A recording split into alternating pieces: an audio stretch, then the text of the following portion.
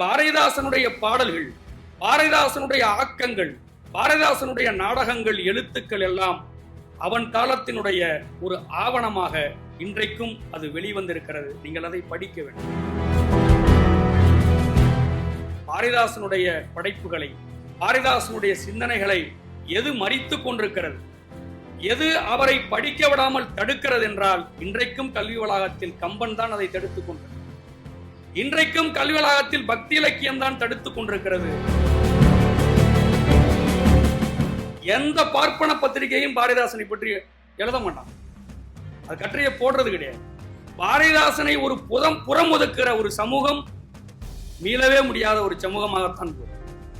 அதற்காகத்தான் பாரதிதாசனை நாம் உயர்த்தி பிடிக்கிறோம். இன்றைக்கும் பத்திரிகைகளை மாபெரும் திசை என்று கலைஞரை பற்றி தொகுப்புகளை கொண்டு வருகிறார்கள், பெரியாரை பற்றி கொண்டு வருகிறார்கள். எல்லாம் சரி, பாரதிதாசன் கொண்டு வரணும். பாரதிதாசனை தான் சார் முக்கியமா பேசணும். ஆனால் பாரதிதாசனை ஒரு கலை இலக்கியத்தின் பிரதிநிதியாக, அவரை ஒரு முகமாக முன்னிறுத்துவதற்கு எல்லோரும் ஏன் தயங்குகிறார்கள் என்பது மிக முக்கியமான ஒரு கேள்வியாக இருக்கிறது.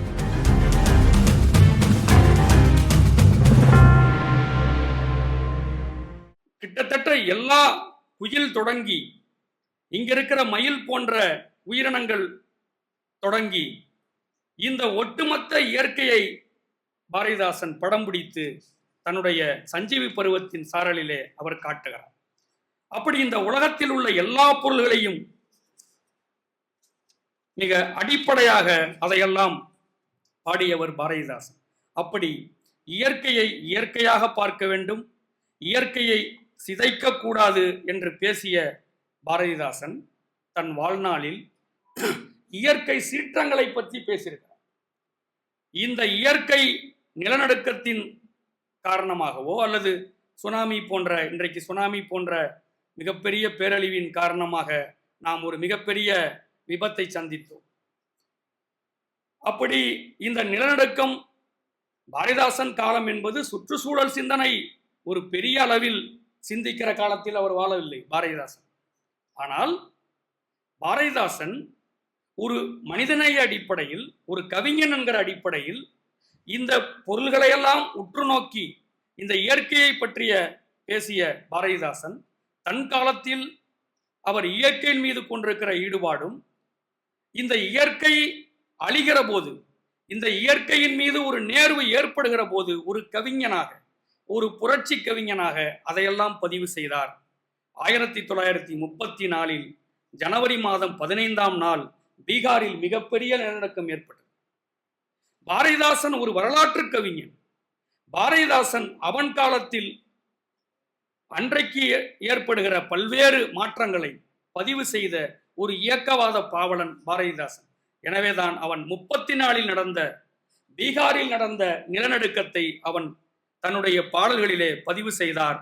இயற்கை தேவியின் கோபம் என்ற தலைப்பிலே அந்த காலத்தில் மணிக்கொடி இதழிலே 18/2/1934 ஒரு பாட்டை அவன் எழுதினான். இந்த இயற்கை என்கிற பொருளை, இந்த இயற்கையை ஒரு பெண்ணாக உருவகப்படுத்தி அவன் அந்த பாடல்களிலே பல்வேறு செய்திகளை பேசுவான். இந்த சுற்றுச்சூழல், இந்த பூமி எப்படி நடுக்கத்திற்கு உள்ளாகிறது, ஒரு நிலநடுக்கத்திற்கு உள்ளாகிற ஒரு காலத்தில் மக்கள் கூட்டம் எப்படி இறந்து போகிறது, எப்படி ஒரு மிகப்பெரிய சீரழிவும் சிதைவும் இந்த மண்ணில் ஏற்படுகிறது என்பதை ஒரு பத்திரிகையாளனாக, ஒரு புரட்சி கவிஞனாக அவன் காலத்தில் அதை பதிவு செய்தான் என்பது மிக முக்கியமான ஒன்று. 1935ஆம் ஆண்டு மே மாதம் 31ஆம் நாள் குவேட்டா என்கிற பகுதியிலே ஒரு நிலநடுக்கம் ஏற்பட்டது. அந்த நிலநடுக்கத்தையும் பாரதிதாசன் தன்னுடைய பத்திரிகையிலே ஒரு கவித்துவப்படுத்தி, ஒரு கவிதையாக, ஒரு கவிதை செயல்பாட்டாக அதை அவன் பதிவு செய்தான். அது மிக முக்கியமான ஒரு பாட்டாக அந்த பாட்டு இருக்கிறது. அவன் சொல்லுகிறான், அந்த குவேட்டாவில் நடந்த அந்த நிலநடுக்கம் என்பது அது ஒரு கூட்டுக்கொலை என்று எழுதுகிறார். இந்த நிலநடுக்கம் என்பது இயற்கையாக ஏற்பட்டாலும் கூட இன்றைக்கு சுனாமியை நாம் எப்படி வாசிக்கிறோம்? சுனாமி என்கிற ஒரு மிகப்பெரிய கொடூரமான ஒரு தாக்குதல் என்பது எங்கோ ஒரு இடத்தில் ஒரு அணு ஆயுத ஒரு ஒத்திகை நடத்தியதன் அடிப்படையில் தான் சுனாமி ஏற்பட்டது என்று சுற்றுச்சூழல் ஆர்வலர்கள் வாசிக்கிறார்கள். எந்த ஒரு இயற்கை சீற்றத்திற்கும் பின்னால் ஒரு மிகப்பெரிய ஒரு அணு ஆயுத தாக்குதலோ இன்னும் முதலாளித்துவ கொடுமைகளோ நடக்கிறது என்றுதான் நாம் அதை வாசிக்க வேண்டும். அப்படி பாரதிதாசன் அவன் காலத்தில் நடந்த நிலநடுக்கம், இயற்கை சீற்றம் எல்லாவற்றையும் அவர் பதிவு செய்கிறார். அப்படி பதிவு செய்யும் போது அவர் என்ன சொல்கிறார் என்றால், ஒரு நிலநடுக்கம் ஏற்படுகிறது என்றால் அதில் பாதிக்கப்படக்கூடியவர்கள் அங்கே இருக்கிற அடிப்படையான உழைக்கிற மக்கள் தான் அப்படி அதிலே அவர்கள் பாதிக்கப்படுகிறார்கள் என்று சொல்லுகிறார். அப்படி இயற்கை பொருளை நேசித்து, இயற்கைகளெல்லாம் ஒரு அழகு தோன்றுகிறது, இயற்கை என்பது இயற்கையாகத்தான் இருக்க வேண்டும் என்றெல்லாம் தன் வாழ்நாளில் பாடிய பாரதிதாசன் ஒரு இயற்கையின் மீது சீற்றம் ஏற்படுகிறது, ஒரு இயற்கையில் ஒரு நடுக்கம் ஏற்படுகிறது என்கிற போது பாரதிதாசன் அதை அந்த நிலநடுக்கத்தை, அதனால் ஏற்பட்ட கொலைகளை, அதனால் ஏற்பட்ட பாதிப்புகளை ஒரு கவிஞனாக அதை பதிவு செய்கிறார். எனவே பாரதிதாசனுடைய பாடல்கள், பாரதிதாசனுடைய ஆக்கங்கள், பாரதிதாசனுடைய நாடகங்கள், எழுத்துக்கள் எல்லாம் அவன் காலத்தினுடைய ஒரு ஆவணமாக இன்றைக்கும் அது வெளிவந்திருக்கிறது. நீங்கள் அதை படிக்க வேண்டும். ஆனால் பாரதி போன்றவர்களோ கம்பன் போன்றவர்களோ அவர்கள் காலத்தில் அவர்கள் ஒரு அரசியல் துணுக்கை போலத்தான் பதிவு செய்தார்கள், துண்டு துண்டாக பதிவு செய்தார்களே தவிர ஒரு இயக்கவாத கண்ணோட்டத்தில், ஒரு இயக்க நோக்கத்தின் அடிப்படையில் அவர்கள் அதை பதிவு செய்தார்களா என்பதை நாம் மறுபரிசீலனை செய்து பார்க்க வேண்டும். அப்படி ஒரு நூற்றாண்டு கால வரலாற்றை இந்த மண்ணில் பாரதிதாசன் ஒரு கவிஞனாக, ஒரு இயக்கவாத செயல்பாட்டாளனாக பதிவு செய்திருக்கிறான். அப்படிப்பட்ட பாரதிதாசனை நாம் வேறு வேறு கண்ணோட்டத்தில் நாம் அவரை புரிந்து கொள்ள வேண்டும். அப்படி பார்த்தால் இயற்கையை உணர்தலும் காலத்தை அறிதலும் என்கிற அடிப்படையிலே பாரதிதாசனுக்குள் நாம் சென்று படித்தால் ஏராளமான செய்திகள் அதற்குள்ளே இருக்கிறது. ஒரு கவிஞன்கிறவன் அப்படித்தான் இருக்க முடியும். தன் காலத்தில் ஏற்பட்ட அத்தனை பாதிப்புகளையும் பதிவு செய்தவர் பாரதிதாசன். ஆனால் பாரதிதாசனுடைய படைப்புகளை, பாரதிதாசனுடைய சிந்தனைகளை எது மறித்து கொண்டிருக்கிறது, எது அவரை படிக்க விடாமல் தடுக்கிறது என்றால், இன்றைக்கும் கல்வி வளாகத்தில் கம்பன் தான் அதை தடுத்துக் கொண்டிருக்கிறார். இன்றைக்கும் கல்வி வளாகத்தில் பக்தி இலக்கியம் தான் தடுத்துக் கொண்டிருக்கிறது. இன்றைக்கும் அப்படித்தான் இந்த கல்வி வளாகம் அமைக்கப்பட்டிருக்கிறது. எனவே பாரதிதாசனை நாம் உயர்த்தி பிடிக்க வேண்டும் என்றால், பாரதிதாசன் பற்றி வந்திருக்கிற அத்தனை ஆக்கங்களையும் தயவு செய்து நீங்கள் படித்து பார்க்க வேண்டும். பாரதிதாசன் அவனுடைய காலத்தினுடைய அத்தனை செயல்பாடுகளுக்கு எதிராகவும் தன்னுடைய கருத்துக்களை அதிலே முன்வைத்திருக்கிறார். பாரதிதாசன் தான் இன்றைக்கும் கூட தமிழ் சமூகத்தினுடைய எதிரி யார் என்பதை அவர் குறிவைத்து தன்னுடைய ஆக்கங்களிலே எழுதியிருக்கிறார். ஆனால் பாரதிதாசனை பற்றி எந்த நாளேடுகளும் பதிவு செய்வதில்லை. பாரதிதாசனுடைய பிறந்த நாளிலே பாரதியார் படத்தை போட்டெல்லாம் கட்டுரைகள் எழுதுகிறார். பாரதியின் தாசனாகவே பாரதிதாசனை வைத்து சம்பவம் செய்ய வேண்டும் என்றுதான் சுத்து போடுகிறார்கள். ஆனால் பாரதிதாசனுடைய அடிப்படையான அவர் அரசியலை பேசுவதற்கு தயங்குகிறார்கள். பாரதிதாசன் தான் குறிப்பாக இந்த சமூகத்தினுடைய எதிரியை அம்பலப்படுத்தினார். தேர்வரும் செங்கைகள் கோர்த்த வண்ணம் பார்ப்பனர்கள் வருவார்கள், நீர் வருங்கால் கத்துகின்ற நெடுந்தவளை கூட்டம் என கூச்சலிட்டு நேர் வருவார், அவர்கள் நிகழ்த்துவதன் பொருள் என்ன? இனிமை உண்டா? பள்ளியங்கள் நேர் முழங்க பகல் போலும் விளக்கெடுப்ப, குதிரை மீது ஆணை மீதும் ஏறி வர ஆரியத்தை சொல்லிடுமோர் சொறி பிடித்த பார்ப்பானை குந்த வைத்தல் தூய்மைதானோ? மடிகட்டி கோவிலிலே மேலாடை இடுப்பினிலே வரிந்து கட்டி, பொடி கட்டி இல்லாது பூசிறு கைகட்டி, பார்ப்பானுக்கு படிகட்டின் கீழ் நின்று தமிழ் மானத்தை வடிகட்டி, அவன் வடசொல் மண்ணாங்கட்டிக்கு ஒப்பீர் மந்திரம் என்று எழுதியவர் பாரதிதாசன். அப்படி பார்ப்பனர்களையும் பார்ப்பனியத்தையும் அம்பலப்படுத்தி எழுதியதால்தான் பாரதிதாசனை ஒரு பத்திரிகையில் கூட அவன் கற்றிய போட மாட்டான். அவனை எழுதுவதற்கு தயங்குகிறார்கள். அப்படி ஒரு விதை நீக்கிய, ஒரு காயடிக்கிற செயலை இன்றைக்கும் செய்து கொண்டிருக்கிறார்கள். எந்த பார்ப்பன பத்திரிகையும் பாரதிதாசனை பற்றி எழுத மாட்டான், அது கற்றிய போடுறது கிடையாது. பாரதிதாசனை ஒரு புறம் ஒதுக்குற ஒரு சமூகம் மீளவே முடியாத ஒரு சமூகமாகத்தான் போகும். அதற்காகத்தான் பாரதிதாசனை நாம் உயர்த்தி பிடிக்கிறோம். பாரதிதாசன் என்கிற ஒரு கவிஞன், ஒரு இயக்கவாத கவிஞன், அவன் காலத்தில் பெரியார் இயக்கத்தினுடைய செயல்பாடுகளை, அதனுடைய தீர்மானங்களை, அதனுடைய செயற்குழு முடிவுகளை எல்லாம் இலக்கியமயப்படுத்தியவர் பாரதிதாசன். அது மட்டும் கிடையாது, தனித்தமிழ் இயக்கமாக இருக்கட்டும், அல்லது அவர் காலத்தில் பிரெஞ்சு நிலத்தில் நடந்த செயல்பாடாக இருக்கட்டும், சோசலிச கருத்துக்களாக ரஷ்யாவிலிருந்து வந்த கருத்துக்களாக இருக்கட்டும், அத்தனை கருத்துக்களையும் ஆவணப்படுத்தி கட்டுரைகளாகவும் கடிதங்களாகவும் நாடகங்களாகவும் பாட்டுக்களாகவும் எழுதி குவித்தவர் பாரதிதாசன். ஆனால் பாரதிதாசனை படிப்பதற்கு ஒரு தயங்குகிற அல்லது அவரை திட்டமிட்டு மூடி மறக்கிற முயற்சி என்பது இன்றைக்கும் நடந்து கொண்டிருக்கிறது. ஏதோ அங்கொன்றும் இங்கொன்றுமாக பாரதிதாசன் கவிதைகளை சில இடங்களிலே ஒப்பிக்கிறார்கள், மனப்பாடமாக ஒப்பிக்கிறார்கள். ஆனால் அதை தாண்டி பாரதிதாசனை பற்றி மிக தீவிரமாக பேசுகிற ஒரு கூட்டம், ஒரு குழு இன்றைக்கு குறைந்து விட்டது. பாரதிதாசனை பேசுவதே கிடையாது.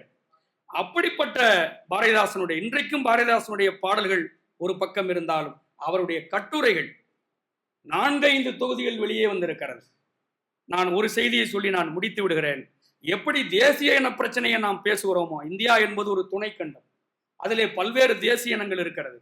இந்த தேசிய இனங்கள் விடுதலை பெற வேண்டும் என்று எப்படி கம்யூனிஸ்டுகள் தேசிய இன பிரச்சனையை பேசுகிறார்களோ, அதற்கு சற்றும் குறையாமல் பாரதிதாசன் இந்த பிரெஞ்சு நிலமாக இருக்கிற புதுச்சேரி நிலம், அது அவர் காலத்தில் அவர் பேசியது, பிரிட்டிஷ் வழியினான ஒரு சுதந்திரம் வந்தால் அந்த சுதந்திர நாட்டில் நாம் இணைய வேண்டாம், இணையக்கூடாது. அப்படி இணைந்தால் நாம் வடநாட்டுக்காரனுக்கும் பார்ப்பானுக்கும் அடிமையா போயிடுவோம். ஆனா ஒருவேளை பெரியார் திராவிட ஸ்தானம் என்று ஒன்று அமைத்து விட்டால் நாம் போய் அதில் சேர்ந்து கொள்ளலாம் என்று பேசிய பாரதிதாசன் அவர் இந்திய யூனியன் மறுப்போர் கழகம் என்று வைத்தே புதுச்சேரியிலே செயல்பட்டார். அது முழுக்க முழுக்க ஒரு தேசிய பிரச்சனைக்கு பக்கத்தில் நின்று பேசக்கூடிய மிக முக்கியமான ஒரு சிந்தனை. அப்படி தமிழ் சூழலையும் பிரெஞ்சால் செல்வாக்கு பெற்ற புதுவை நிலத்தையும் 2 தளத்தையும் அடிப்படையாக கொண்டும் சர்வதேச அரசியலை உள்வாங்கி கொண்டும் பாரதிதாசன் பேசிய பேச்சுக்கள் மிக முக்கியமான ஒரு பேச்சுக்கள். அவருடைய சிந்தனைகள், அவருடைய பலவிதமான எண்ணங்கள் நாம் எடுத்து பேச வேண்டும். சுற்றுச்சூழல்வாதிகளுக்கு பாரதிதாசனை பேசுவதற்கு என்ன இருக்கிறது என்ற ஒரு கேள்வியை திரும்பவும் நீங்கள் கேட்கலாம். எல்லோரும் பாரதிதாசனை பேச முடியும், எல்லோரும் பாரதிதாசனை பேச வேண்டும். இன்றைக்கும் பத்திரிகைகளை மாபெரும் திசை என்று கலைஞரை பற்றி தொகுப்புகளை கொண்டு வருகிறார்கள், பெரியாரை பற்றி கொண்டு வருகிறார்கள். எல்லாம் சரி, நான் பாரதிதாசனை கொண்டு வர மாட்டேன். பாரதிதாசனை தான் சார் முக்கியமாக பேசணும். ஆனால் பாரதிதாசனை ஒரு கலை இலக்கியத்தின் பிரதிநிதியாக, அவரை ஒரு முகமாக முன்னிறுத்துவதற்கு எல்லோரும் ஏன் தயங்குகிறார்கள் என்பது மிக முக்கியமான ஒரு கேள்வியாக இருக்கிறது. அப்படி பார்க்கும் பொழுது தமிழ் நிலத்தை சிதைக்கிற எந்த ஒரு சக்தியை எதிர்த்தும் பாரதிதாசன் பேசினார்.